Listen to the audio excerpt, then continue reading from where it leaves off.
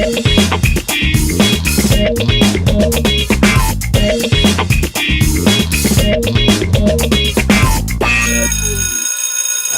there, cool teachers. We are here with Dr. Mathew Barnett from the Fullerton School District and the planet Earth, because he's that famous. He's at least known throughout the solar system. But we asked him to come in because they are doing some incredibly cool stuff. You are doing some incredibly creative and cool stuff with teachers and PD. Now, where this, I think, has a corollary to everybody, you teachers who are just worrying about your classroom, is that the creativity in lesson design and assessment, in basically the things that they are doing, translate whether it's professional development or not. So if you're listening here, sorry for the long preamble, if you're listening here with the idea of, I'm a classroom teacher, I want to teach better, awesome, he can help you with that.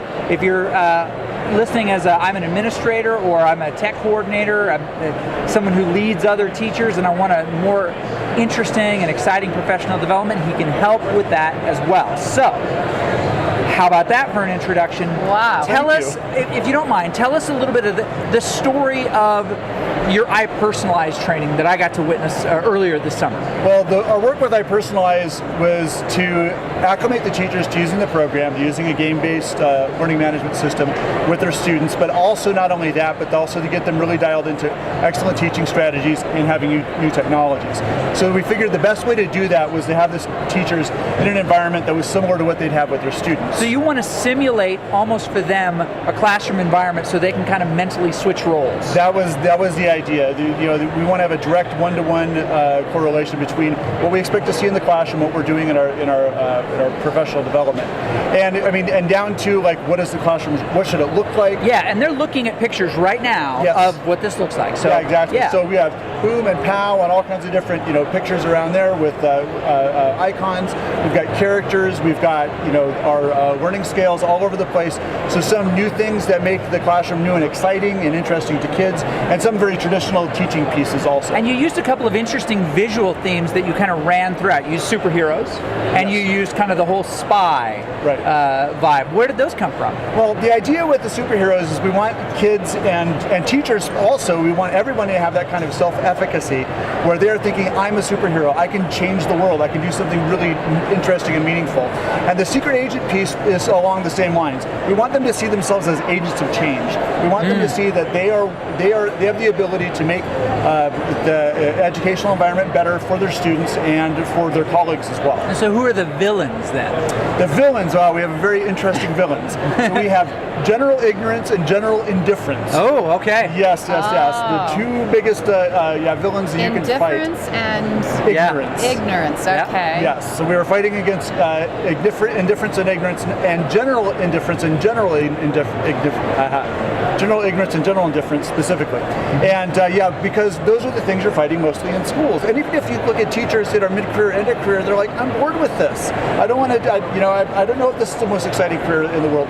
Well, they need to think about themselves as change agents so they can change themselves and keep it more interesting for themselves. That is really cool. So what types of lesson activities are you doing with your teachers that are also modeling good classroom lesson behavior?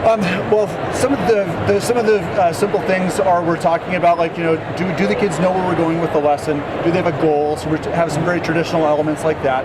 But then the more high-tech elements, we're using the Resley game-based learning management system. So these teachers are doing quests and earning experience points and earning badges and leveling up, which is very interesting and engaging for them. And also very makes a very interesting competitive environment for the teachers too. They really enjoyed that.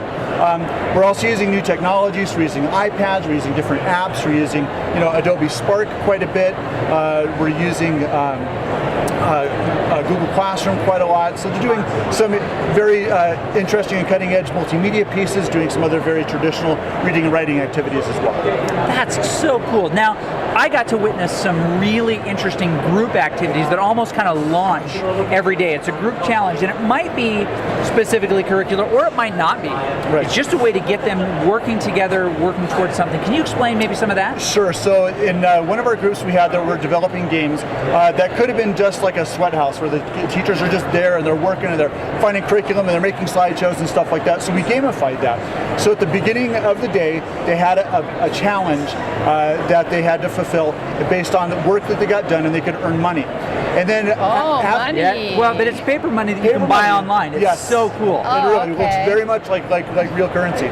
So they could earn money, and then as the week progressed, as they earned money, they could use that money to buy roadblocks for other teams, so that as they were trying to do the challenge, they'd have some extra challenge for them. So to Team Chris could buy, with the money that we'd earned, some kind of roadblock that I could put on Team Barbara to make it. So what you mentioned a couple of those I to don't need many us. roadblocks. So Team Barbara might have to write with boxing gloves on. Yes, exactly. Okay, what are some of the other I can ones? do that, no problem. Or if they had to, they had one challenge where the teachers had to make a video that was an advertisement for the game that they were creating. So they had to do a video advertisement. So one of the roadblocks or sabotages that they had to use was they had to have a specific element of the other team's choosing in their presentation. So they might have to mention a word or a concept, or use a visual, or include, like, one of the things that one of the teams had to use was they had to include people that were not part of our training in their video. So we did our training on the campus of a local college, and so they had to find people that were working there, and kids also specifically, that would participate in their video, and it was really, really fun. Oh, Very wow. cool. Those little sabotages were such a clever element. So what advice do you have for teachers, either with their own classroom students or those who are doing professional development, if they want to branch out and do something more engaging, more creating than maybe a typical lesson? I think a really interesting thing that's very simple to do is make your classroom engaging, make the environment engaging, make it look friendly. I had a professor when I was doing my teaching credential program, and he said, make your classroom look like Disney World, because Disney World is perfect, and it's beautiful, and it's clean, and it's special, and you want that when you go in there. And the second thing is, think of different systems to make the classroom environment something that's unique and novel, whether it's with a token economy system where the students are earning either money or experience points, where they can have a goal so that they can use that to level up or buy something. In our games, we use experience points that students earn as they complete assignments, and then they earn badges to level up as they're going through the game. They find that very, very engaging, very interesting, very novel for the kids. And don't you also give, in some cases, you actually give them physical badges, tokens, and Yes. things like that go with it? Yeah, not just digital. Yeah. Yes, and the physical tokens are really exciting to the kids if they're attached with the ceremony that goes along with awarding them. That's one thing we found is very interesting. What do you call that? We call that celebrating success. And so in the celebrating success portion of a lesson, the teacher has a ceremony where the kids come up and they get their badge. So we use a lot of different things with that. Sometimes it's music, and the kids get to come up and dance, and they think it's super fun to come up to the front of the classroom, receive their pin. We had teachers, like 30-year teachers, coming up, dancing down the aisle to receive their pins during our training. They thought it was just amazing and fun. That's awesome. So we use that. Sometimes we have a red carpet, so we have a physical red carpet, either paper or something, that the kids get to walk down. Sometimes we have a slideshow that has the kids' faces on them, and so as they come up, the picture comes up with their name, says they come in. And I don't know a kid in the world that doesn't want to see their name up in a special place in a classroom. So it's very, very exciting for kids. You're Very making engaging. it so that you're honoring the students, and the students Absolutely. feel it. I mean, they know that you really care about them. Yes. And so you're creating this really special relationship with your students. That really, I think, is the ultimate connection. Is that, like, are you building a relationship with kids so they know that you care about them, that they are a meaningful central part of the classroom? Yeah. You know, and sometimes we as teachers, we just get tired. It's like, oh, do I want to really do this? I got so much other stuff to do. I got to give that spelling test. Do I really want to do the ceremony? And what we found is that when you do those things, it makes the classroom environment that much more engaging for kids, and they do that much better.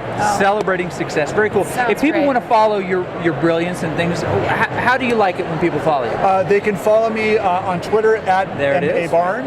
Yep.